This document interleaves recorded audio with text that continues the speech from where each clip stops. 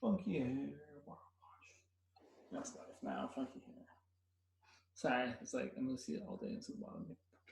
There, that's better. Maybe. Anyway, I know you guys don't care. Let's see. There's the attendance. Got people here. Oh, also attendance and the tutoring. Like, just out of curiosity, has anybody used the tutoring? I haven't heard any reviews of it, so I was wondering if anybody has used the tutoring. You can either tell me in the chat or via email or something, but I was just curious if anyone had used tutoring. Cool. Did you find it helpful, Elsie? I hope the answer is yes, but I understand if it's not. Oh, good. Well, good. So there's one student saying they used it and found it useful. So if others are curious, I would encourage you all to maybe check out the tutoring. Here again is the link to the attendance and to the tutoring. We have one student who says she has used it and it was helpful. So it's a stirring recommendation. I encourage you all to give it a shot if you need the help, or even if you don't. I definitely had, when I was a student at UC Davis, when I was a freshman, I definitely had a tutor for Math 21A, even though I probably didn't need it in the end, but it was still nice to kind of have someone look at my work and help me out with things that were a little confusing. So tutoring is great for everybody. Even if you don't think you need it, it's still a useful thing to do. All right, so a few of you over the weekend asked me about various things like the chain rule and what else have I got here? Implicit differentiation and related rates. So I thought we'd start off with a couple, well, with actually none of those things, but all of those things really, well, not related rates. I thought we'd start off with some equation of tangent line problems. And then you guys, if you have questions that are about the homework, you're certainly welcome to chime in. Let me start off with the examples I've got on the board because I think they're worthwhile. And they're not dissimilar from your homework. So this problem, first problem we're going to do is probably similar to problem 2 on your homework. And then by the way, what's your homework due? I don't even know when it's due. Is it already due? Today. Okay. Well, so here's a problem similar to number 2. And then the next one on the other side of the board is similar to problem 10. So let's take a look here. So I have something on my thumb. All right. I hate it like when I move closer, like kind of the lighting definitely changes when the camera's trying to focus on me versus something. Can we go over 8? We can definitely go over something like 8 and 9. Yeah. 8's, yeah. 9 for sure. 8, yeah, I mean, 8's just kind of weird. Sure. So I also will say we have definitely in the last couple classes done problems like 6 and 9. So if you go, like, not that we won't get to them necessarily, but if you want to go look at the previous class, I think on Friday, we definitely did look at an example very, very similar to that. So just something to be aware of. There are examples out there already. So this one says find the line tangent. So find the line, meaning find the equation of the line. Tangent to the curve given by y to the 4th plus sine of x times y equal to xy squared plus 5x plus y cubed at the point 0, 1. So, of course, we're going to find the equation of the tangent line to find the slope of the tangent line. And to find the slope of the tangent line, we need the derivative. So, also, let me say it one more time. Here's the attendance and the tutoring link. So we're going to find the derivative. We're going to take the derivative implicitly. So derivative of y to the 4th is going to be 4y cubed times y prime. And again, just as a reminder, what we're really doing here is we're using the chain rule. So I'm a little hoarse for some reason. I mean, I usually am later in the week, but not the first day.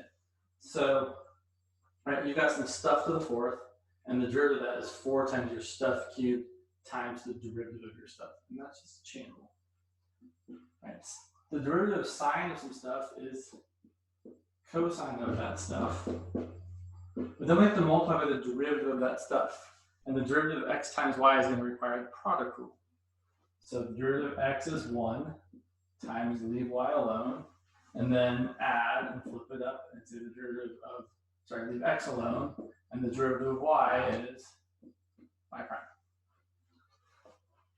Equal to, again, you should use the product rule here as well. The derivative of x is 1 times y squared plus x times the derivative of y squared is 2 times y to the first times y prime. The derivative of 5x is 5.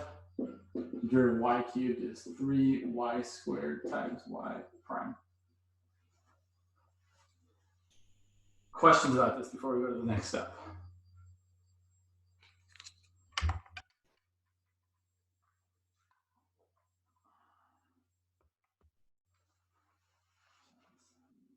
It's terrible over here.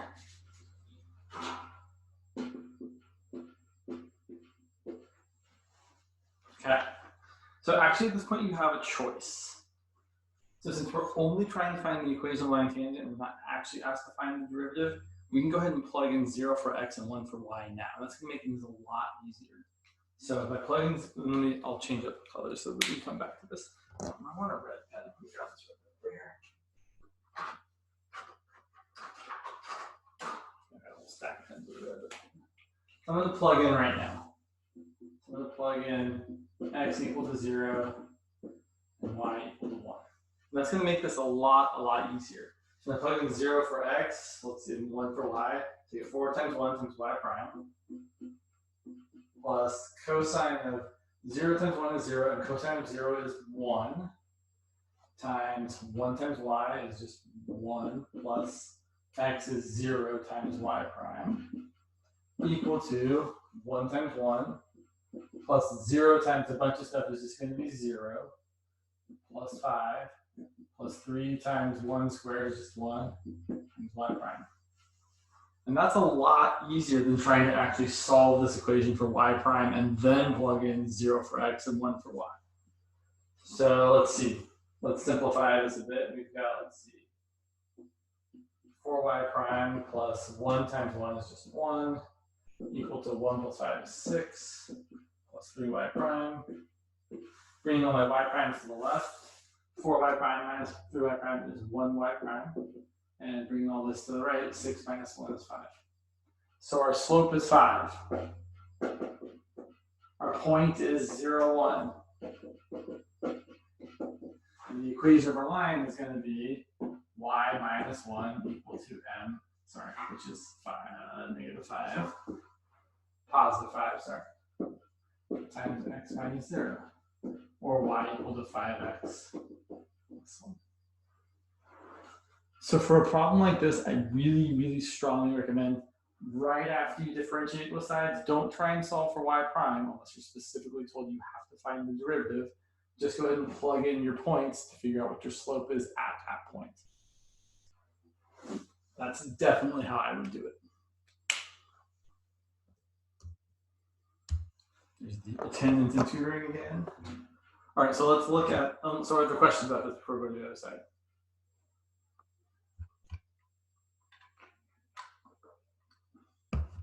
Okay, I'm always happy to come back to it if you guys have questions. And so here's a problem that's similar to number 10 on your homework. Find the equation of the line tangent to f of x equal to the arctangent of x to the 5th plus 6x plus 1 at x equals to 0. And there's a couple ways you could do this, but I think the way he wants you to do this sort of problem is the following. So I'm going to remind you guys, first of all, the derivative of the arctangent or inverse tangent, right? So the derivative of the arctangent of x is the same as the derivative of the inverse tangent, right? Because those are the same things, they're just different names, is 1 over 1 plus x squared. And that is something you probably should just memorize. So if the derivative of arctangent of x is 1 over 1 plus x squared, the derivative of arctangent of some stuff is 1 over 1 plus that stuff squared times the derivative of the stuff, right? It's just the, the chain rule again. So I'm going to find the derivative, right? And I know you can find the derivative because I'm trying to find the equation of a line tangent, right? We're trying to find the derivative of a tangent, or the equation of a tangent line. We always need the derivative so we can find the slope. So the derivative here, so again, the derivative of the arctangent of some stuff, instead of 1 over 1 plus x squared, It's 1 over 1 plus that stuff squared times the derivative of the stuff. And then I'm just going to put all of this in there. And so it's 1 over 1 plus x to the 5th plus 6x plus 1 squared times the derivative of x to the 5th plus 6x plus 1. All right, that little prime means the derivative there. And we're going to simplify this. Actually, so here's what I would do. I would definitely take the derivative of the top. So it's going to be 5x to the 4th plus 6. And I might as well put that in the numerator of my fraction. The denominator, I do not want to multiply that out. There's no need to multiply out x to the 5th plus 6x plus 1 squared. I'm just going to write it as 1 plus x to the 5th plus 6x plus 1 squared. And now we're going to find the slope at the point that we actually care about, right? We want to find the equation of the line tangent at x equal to 0. So we need to find the slope m at 0. So we need to find f prime at 0. So we're just going to plug in 0 here. We're going to get 0 plus 6 over 1 plus, now be careful, this isn't just 0. This is 1 plus 0 plus 1 squared. So you get 6 over 2, which is 3. All right, I've got my slope. Do I have my point? Well, do I?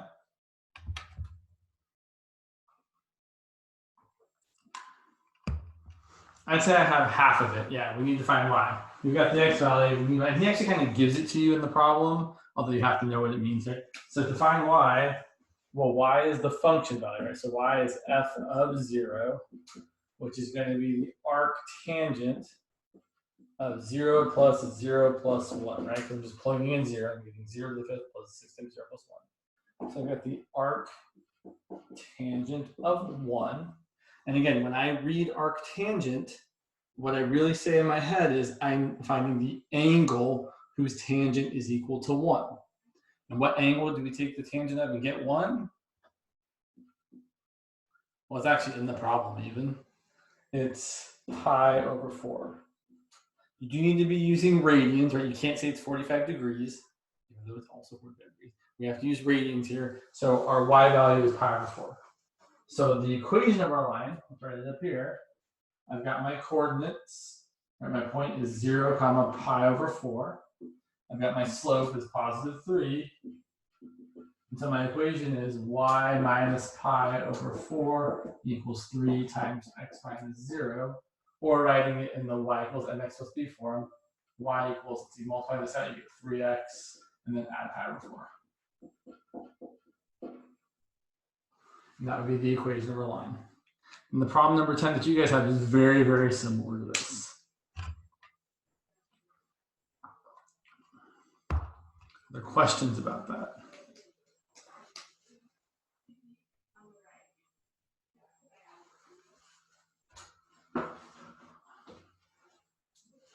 How did you get pi over 4? Good question. So here, and so let me erase some of this. So doing this anymore. So I plugged in 0 and I got arc tangent of 1. So here's what I was saying. And this is actually written in the note in problem 10. If we're looking at problem 10. Right, if we're finding arc tangent of 1, it is equal to pi over 4. And that's because tangent of pi over 4 is equal to 1. So the tangent and the inverse tangent literally are defined to be inverse functions of each other and have this inverse relationship, where tangent of an angle is equal to a number, and the inverse tangent of that number is equal to the angle. So in a similar way, I could say that, well, since tangent of pi over 6 is equal to root 3 over 3, which is true, then the inverse tangent, or arc tangent, same thing, of root 3 over 3 is equal to pi over 6. It's how the inverse tangent function is defined. More generally, if tangent of some angle theta is equal to some number, let's call it y, then the inverse tangent of y is equal to that angle. So tangent takes some input that's an angle and spits out some number. Inverse tangent takes that number as the input and spits out the angle as the output. Okay, that's all I got. Well, that's not true. I could talk about it forever, but that's all I should say, really.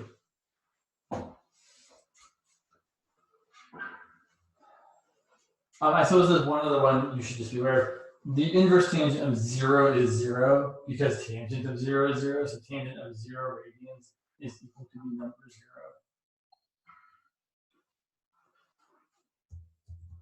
0. There's the attendance again. So let's look at a problem similar to, where do I want to go next here? Let me see, I forget something to say that one. Let me check one thing real quick.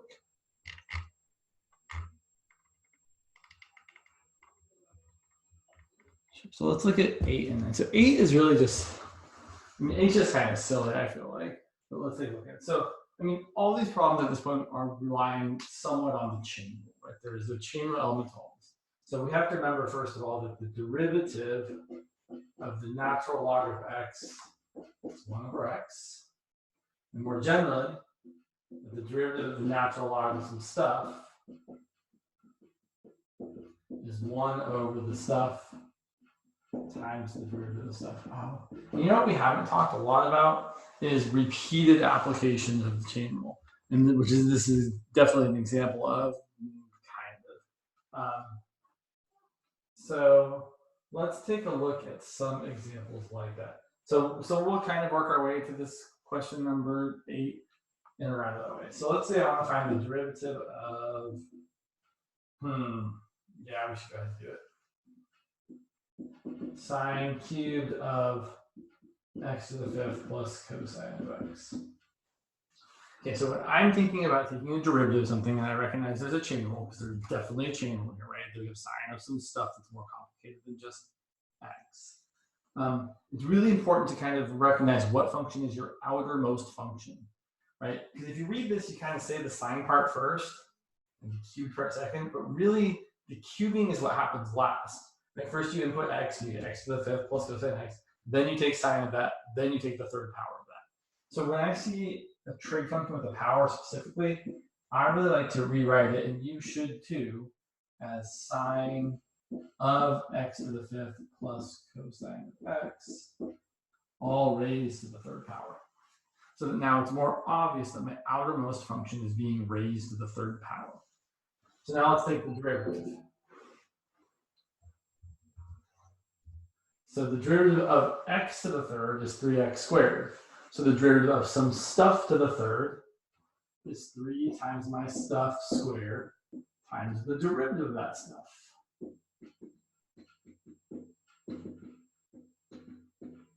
Okay.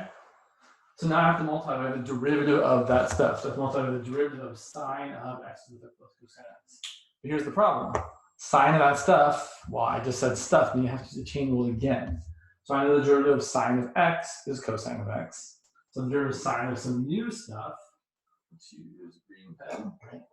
So here's my new stuff, right? The derivative of sine of some new stuff is going to be cosine of the new stuff times the derivative of the new stuff.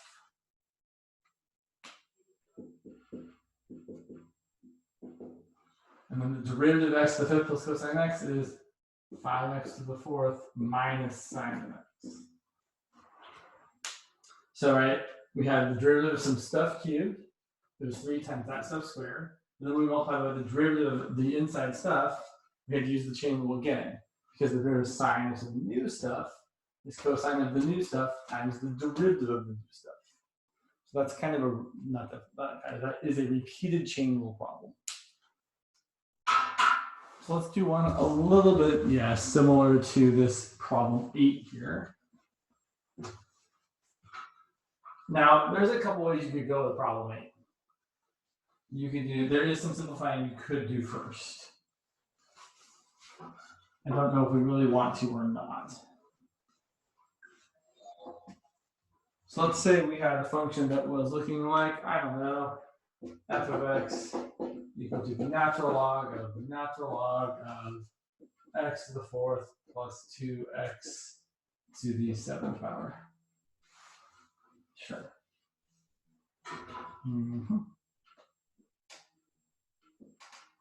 Okay. And I'm going to kind of show you both ways because I do think it's worth seeing both ways. Sorry, this looks a little messy here.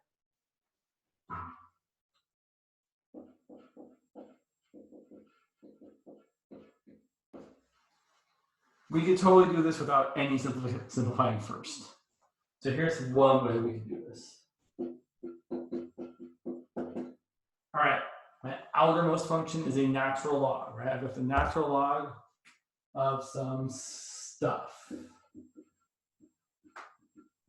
And I know the derivative of the natural log of x is 1 over x. So I know the derivative of the natural log of some stuff is 1 over the stuff times the derivative of the stuff.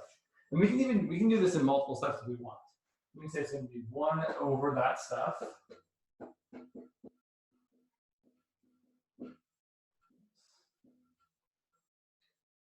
times the derivative of that stuff. And I can just write that stuff and say I have to take the derivative of that. So far I'm good to go. I've got 1 over natural log of x to the 4th plus 2x to the 7th. That's a little over there. Times the derivative of the natural log of x to the 4th plus 2x to the 7th. So now we're going to take the derivative of this. So we've got still this first part.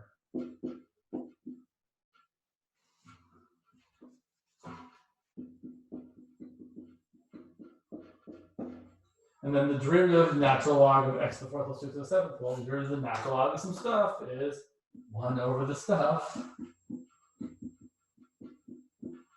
times the derivative of this stuff.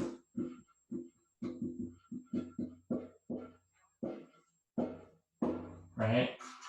This is my new stuff that we're having to use the chain law, right? We're doing 1 over that new stuff times the derivative of that new stuff. And then,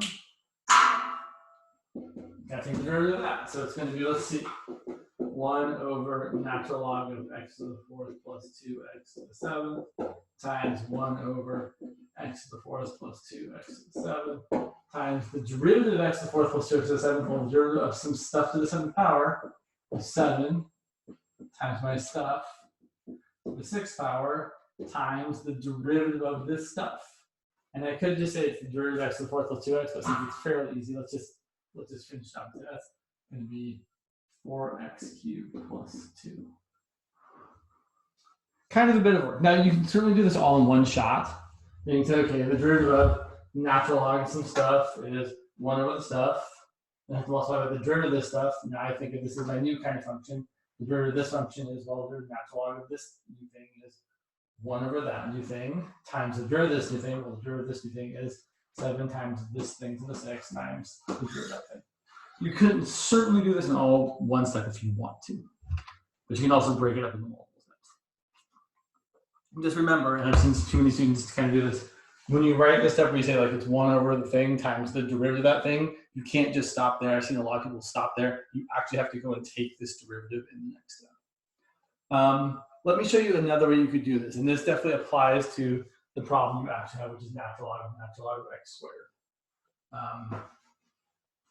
You could totally simplify that using some rules of logarithms. So I've got, again, my derivative was the derivative of the natural log of x to the 4th plus 2x to the 7th. So here's what I'm going to do before I do any differentiating. So when you're kind of finding the derivative, you should either be simplifying or differentiating, but not kind of some of both. So don't like part differentiate and part simplify, just only simplify or only differentiate. So I'm going to simplify, meaning I'm still going to write this dx symbol to indicate that I still need to take the derivative at some point. So how am I going to simplify? Well, this 7, this is a power on something in a log. You're going to come down in front of the log. Take the derivative of the natural log of 7 times the natural log of x to the 4th plus 2x. And then I can even use another rule of logarithms. This is I've got the natural log of something that looks terrible. I've got natural log of something times something else. You have the natural log of a product. You can write that as the derivative, because I haven't taken it yet. The natural log of the first thing plus the natural log of the second thing. So the difference here is that in your problem, you'll have the natural log of 2 plus the natural log of the natural log of just x, which will be a little bit nicer than the natural log of the natural log of x squared.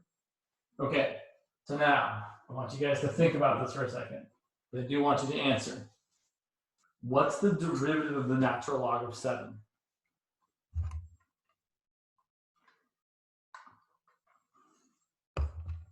You can either say words or you can type something. There's 2 different answers I imagine I might end up getting.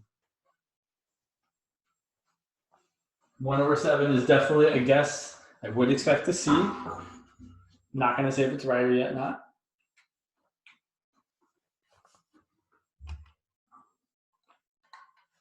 Anybody else want to guess? Like somebody else on this? All right, everyone's like 1/7. So let me show you on my calculator real quick here. See if I type in natural log of 7. Natural log of 7. So natural log of 7 is about 1.945. The important thing to recognize here is that natural log of 7 is a constant. And what do we know about the derivative of a constant? What's the derivative of a constant? Exactly. I appreciate the guess, Gabriella. 1/7 is certainly often what people guess because they're like, oh yeah, the derivative of natural log of x is 1/x. Derivative of natural log of 7 would you think it'd be 1/7? But the thing is, this is just a number, right? This is constant. And so its derivative is just going to be 0. Over here, so more generally, right, if you're taking the derivative of something and you don't see an x or whatever variable you're differentiating with respect to, you know it's a constant and you know its derivative is going to be 0. This part we still have to use a chain rule. So there's a natural log of some stuff is 1 over the stuff. I feel like my x to the 4th magically transformed into an x squared. Be careful, don't let that happen to you. Definitely happens sometimes. Something just accidentally changes into something else. Okay, so I've got 1 over my stuff, but I have to multiply by the derivative of the stuff. The derivative of the natural log of x to the 4th plus 2x is 1 over x to the 4th plus 2x times the derivative of that stuff, which is 4x cubed plus 2. That's my derivative. Is it the same? I mean, it should be. Let's go back and look. It doesn't look quite the same. But here's the thing, it actually is. Excuse me. I think it is anyway. Yeah, it totally is. So here, so I mean, we don't need to show it, but what happens is, so this 7 can come down in front here, and then that 7 there can cancel with that 7 there. 6 of these can cancel with 6 of those, so there's only 1 of those left on there. And you have exactly 1 over the natural log of x to the 4th plus 2x. 1 over the natural log of x to the 4th plus 2x times 1 over x to the 4th plus 2x, which is this is 1 over x to the 4th plus 2x to the first now, times 4x cubed plus 2. So either way is correct. It just depends on what you want to do. I think it's nice to simplify it first because I think after that's a little bit easier, and your final answer this way already looks more simplified, but either way would be correct. So you could totally do problem 8 either by just differentiating right away, or you could do it by first bringing down the 2 and writing it as natural log of 2 natural log of x, and then breaking it up as the natural log of 2 plus the natural log of the natural log of x. Either way would be perfectly fine. Okay. Questions about that one before we move on to problem 9 or something similar to 9? Yeah, super smooth. I think there was something I wanted to tell you guys. I don't remember though. Trying to remember. I posted a quiz. There's a quiz that has problems that are very similar in vein to all these. It's good practice. Again, just a reminder, the quizzes are not meant to be like something for you to worry about.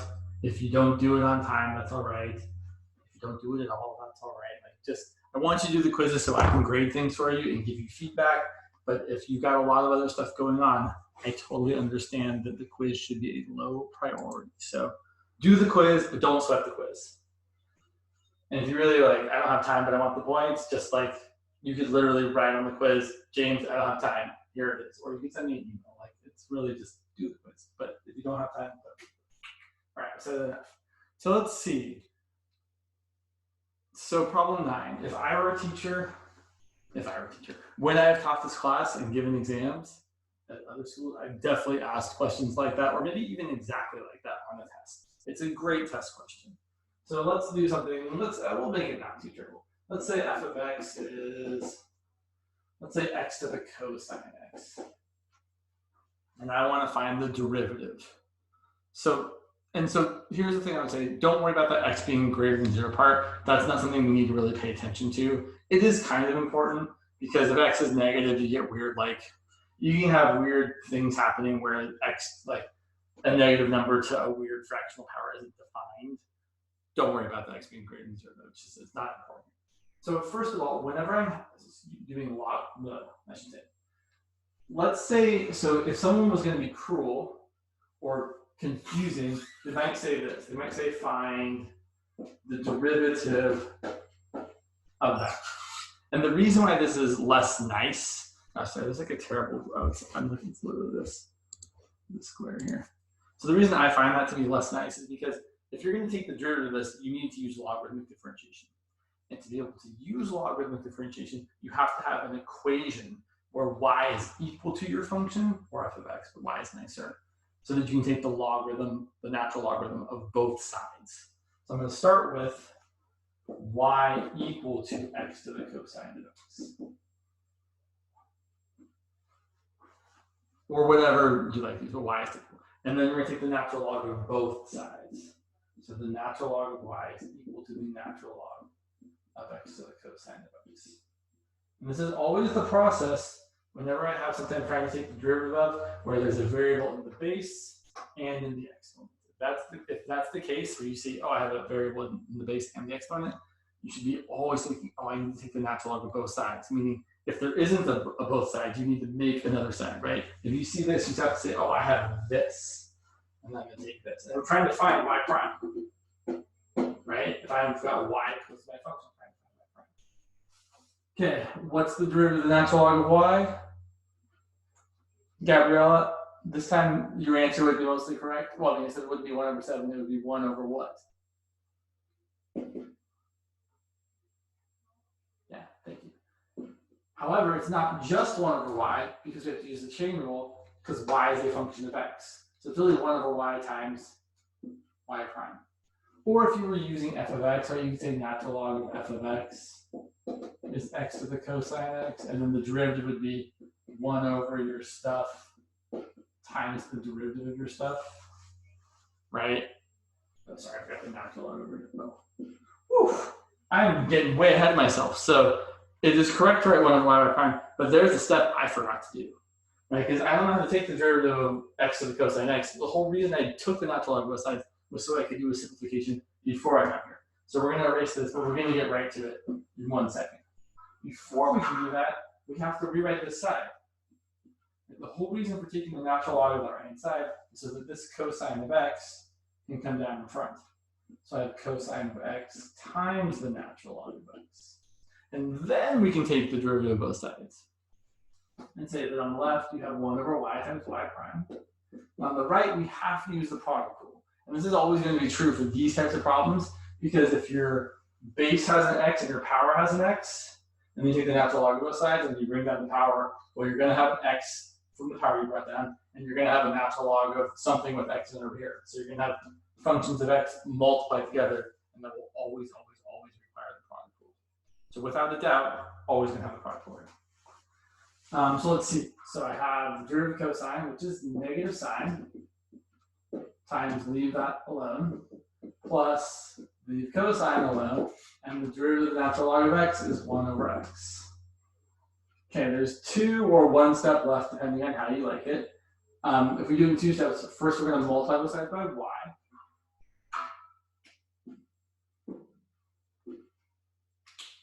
So on the left-hand side, we just get y prime. On the right-hand side, we get y times. I might do a little bit of simplifying here. I might write this one first since it's positive. So I might write this as cosine of x over x minus sine of x times the natural log of x. And then the last thing you do need to do is remember that y is actually equal to something with x in it. So we're going to plug that in for y. And so our final answer here is going to be y prime equal to cosine x over x minus sine x times natural log of x. And that's how you do a problem like that. There is something I really want to say about the problem he assigned you, because so I don't remember exactly what the answer looks like, but I think the answer looks something like, I don't know, sine x over x plus or minus, I don't remember. So this isn't exactly right necessarily. It might be exactly right. I don't remember. That's not the point. The point is, this is your final answer, and there isn't any simplifying you can do. Specifically, what I'm alluding to here is that I've seen people say, oh, sine of x over x is equal to 1, which it's not. We know something about the limit with sine of x over x. Right? We know that this is true. The limit as x goes to 0 of sine of x over x is equal to 1. But if you're finding a derivative and you're just getting sine of x over x and there isn't any limit involved, you can't say that it's equal to 1. It just has to stay as the function that it is. So don't make that mistake of saying that this is equal to 1. It's not. The limit as x goes to 0 is, but this thing all by itself is just a function that is not 1. So hopefully, but that's definitely something that will come up in this problem, so don't make that error. Let's see here. So I think there were questions about 6 as well. That's correct. 6, yeah, lots of 6. Okay, 6 is just kind of, so 6 is really, do you know how this inverse, oh, I think there was also one of those questions on the quiz. Do you know how this inverse, I think it's called the inverse function theorem. I call it the inverse derivative theorem. And I think I realized I was looking for it in your book. I don't think it's in your book. I think this is, I mean, it's definitely something that's taught in other classes, but unless I'm wrong. If you guys know where it is in the book, I would love to see it, but I don't think I was able to find it if it is. It's pretty hard. So let's see. So we've got something here. So suppose, I'm going to call it G. So suppose G is invertible. And what have we got here? And I'm just going to pick some stupid numbers. So let's say that G of 8 is equal to 19. And I'm making stuff up that should work just fine, yeah. And G prime of 8 is equal to, this is going to be real dumb, is equal to -3. And I want to find, I want to find the derivative of G inverse, right? Yeah. So derivative of G inverse of x at x equals 19. And the way you could write this is where we're going to find G inverse of x prime at x equal to 19. This is the way some people write something sometimes. Okay. So here, this is the 7. So we're trying to find the derivative of G inverse. And really what this requires is it requires that we know how the inverse derivative theorem works. And here's how it works. So here's what it says. So the inverse derivative theorem, the thing I'm calling the inverse derivative theorem, says that the derivative of the inverse function at some value, you can say x or you can say a, I'm going to call it say x. So the derivative of this is equal to 1 over the derivative of the original function evaluated at the inverse of x. Okay, so I want to make sure this is super clear. What we're saying is whatever this function is, if we don't know what it is, right? We're just saying got some function. The derivative of that function the derivative of the inverse function, we can find by finding the derivative 1 over the derivative of the original function, but evaluated at the point that's the inverse value. So another people write this, which I think might be better here. And I did write this on the quiz. So the derivative of G inverse evaluated at B is given by, this is where things get kind of funky.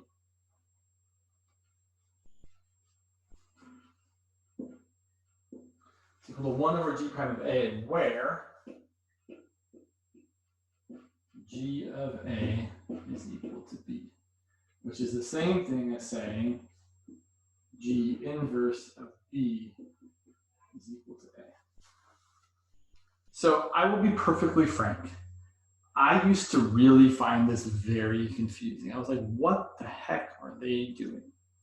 So they're trying to say you can find the derivative of the inverse at some value here by doing 1 over the derivative of the original function at the value that kind of you had to put in to get that one out. Okay, so let's see if we can make sense of this. I'm trying to find the derivative of G inverse at 19. So that's going to be 1 over G prime of, well, not 19, but the value I had to put in to get 19. So we could either write this as G inverse of 19, right? So that's actually something else we'll do, right? Just so you guys know. Sometimes your books will write it like that. Well, your book, you couldn't find it in your book. Some of these books will write it like this. Sometimes they'll write it as 1 over G prime of G inverse of B. So I know what G inverse of 19 is. They gave it to me. It's right here. Can you guys tell me what G inverse of 19 is? There's only one logical guess, really. Exactly. Right. G inverse of 19 equals 8 because G of 8 equals 19. Right? Those things go together. If the function has this input and this output, the inverse has this input and this output. So G inverse of 19 equals 8. But that's all we need. Right? Because then I can say, oh, this is just 1 over G prime of G inverse of 19, which is 8. And then 1 over G prime of 8. Well, G prime of 8 is -3. It's 1 over -3. So problem number 6, I think, is should be very similar to this. It should just be, now you should show some work, but it should end up being 1 over f prime of whatever the value you have there because of how this works out. There's another problem in your homework that's similar to this, and I actually wrote a test question or a quiz question that was also similar. But I think, I feel like we should, so I definitely, what did I want to say here? Sorry. Problem 7 is a similar idea to this problem, where you have to do the same sort of thing, where you have to do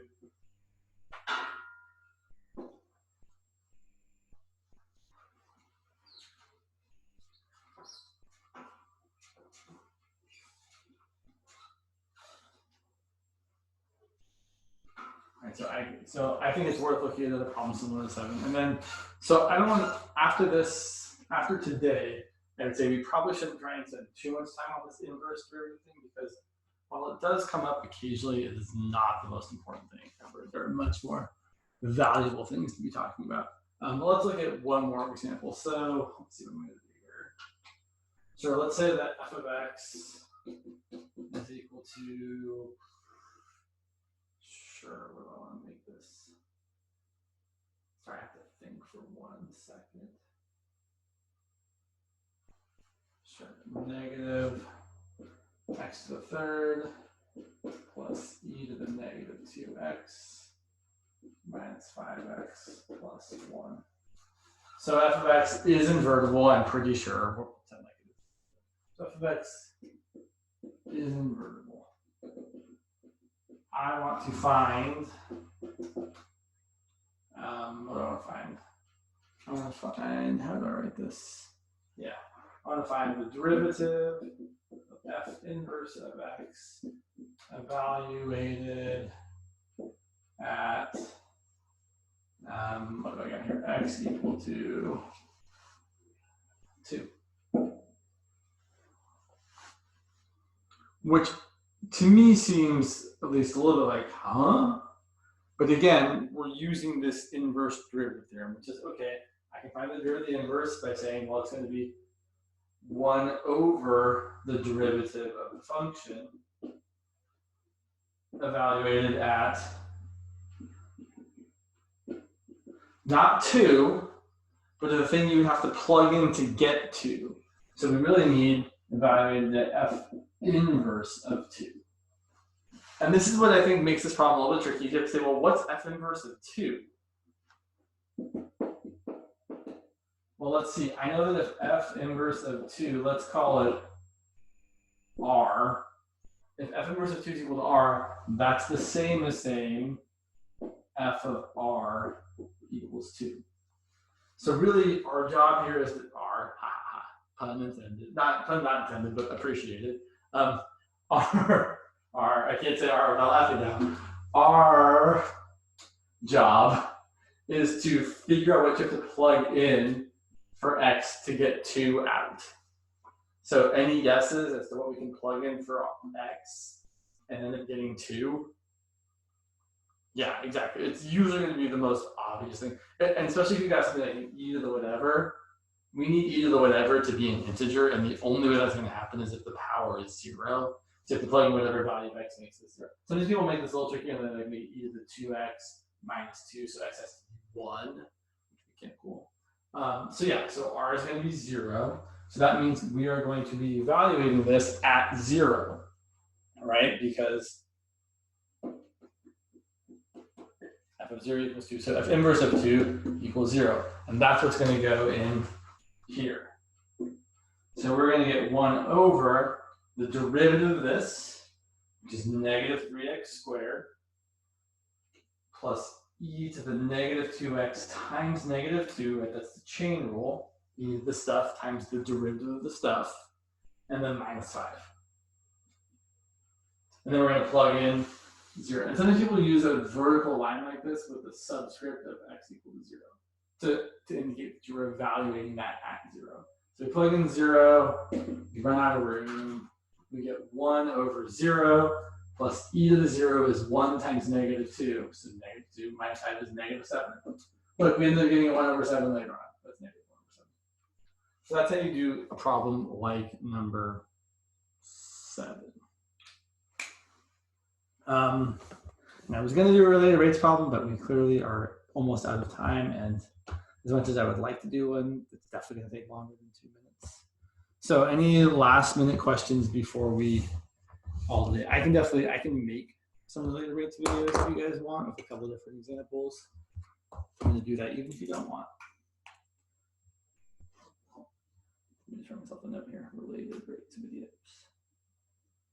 And I'll try and do some of those this afternoon. But what else? Are there any other questions or concerns you guys have in the last couple minutes here? I don't know if any of the FAM people are here. I mean, you guys had a midterm over the weekend, so hopefully if there are any of the FAM people here, you guys are doing all right. That's all I got though. So I'll sit here for a minute if you guys want to ask some questions, but that's it. You're very welcome. Make sure you do the attendance and definitely use the tutoring if you're so inclined. I've heard good things.